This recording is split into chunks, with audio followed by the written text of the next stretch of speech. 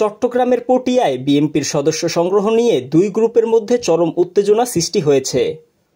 দক্ষিণ জেলা বিএনপির আহ্বায়ক আলহাজ ইদ্রিস মিয়ার নেতৃত্বে পটিয়ার বাইতুস শরফ মসজিদ এলাকায় ও একই কমিটির সদস্য এনামুল হক এনামের অনুসারীরা পৌর সদরের দলীয় কার্যালয়ের সামনে দিনভর মারমুখী অবস্থান নেয়। বিএনপির সদস্য সংগ্রহকে কেন্দ্র করে বুধবার দুই গ্রুপের পাল্টাপাল্টি কর্মসূচি ঘোষণা করে।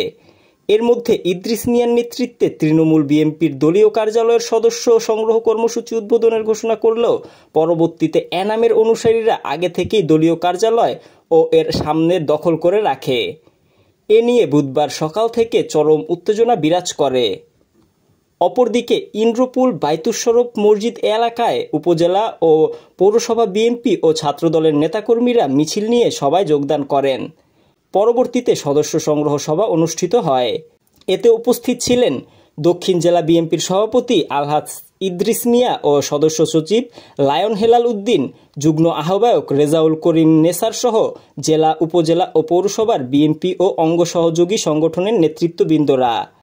আগামীতে এই পটিয়া বিএনপি একটা শক্তিশালী বিএনপি, তারা ফলপুরের মতো একটা সিন ক্রিয়েট করে নায়ক বনতে চায়, তাদেরকে আপনারা চিহ্নিত করবেন। কারণ এখানে নায়ক খবর সুযোগ দেওয়া যাবে না, নায়ক খবর সুযোগ দেওয়া যাবে না। পৌরসভা উপজেলায় 10 থেকে 12 জন আমি চিহ্নিত করেছি। এদের কিভাবে আমরা সাহায্য করবো এটা আমরা পরবর্তীতে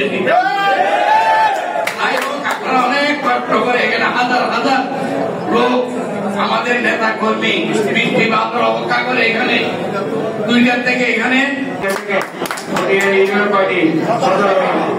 17টি ইউনিয়ন থেকে পৌরসভার 9 ওয়ার্ড আছে। প্রত্যেকটা ওয়ার্ড থেকে সর্বোচ্চ পর্যায়ে সদস্য সংগ্রহ করে আমার নেতাকে আমাদেরকে দেখাতে হবে পটিয়া থেকে কি পরিমাণ আলহাজ ইদ্রিস মিয়ার নেতৃত্বে সদস্য বিএনপিতে অংশগ্রহণ করেছেন। প্রত্যেকটা ওয়ার্ডে ওয়ার্ডে গ্রামে গ্রামে গিয়ে সদস্য সংগ্রহ আপনারা করবেন, যাতে কোনো আওয়ামী বেশিবাদী দূষক চিহ্নিত কোন সন্ত্রাসী গোষ্ঠী আমাদের সাথে যুক্ত হওয়ার কোন সুযোগ না হয়। ওই আমাদের সভাপতি মহোদয় একটা আপনাদেরকে নীতিমালা দিবেন, ওই নীতিমালার আলোকে স্থানীয় নেতৃবৃন্দের নেতৃত্বে আপনারা ফর্মগুলো সংগ্রহ করে নেবেন। Desk report, NL24।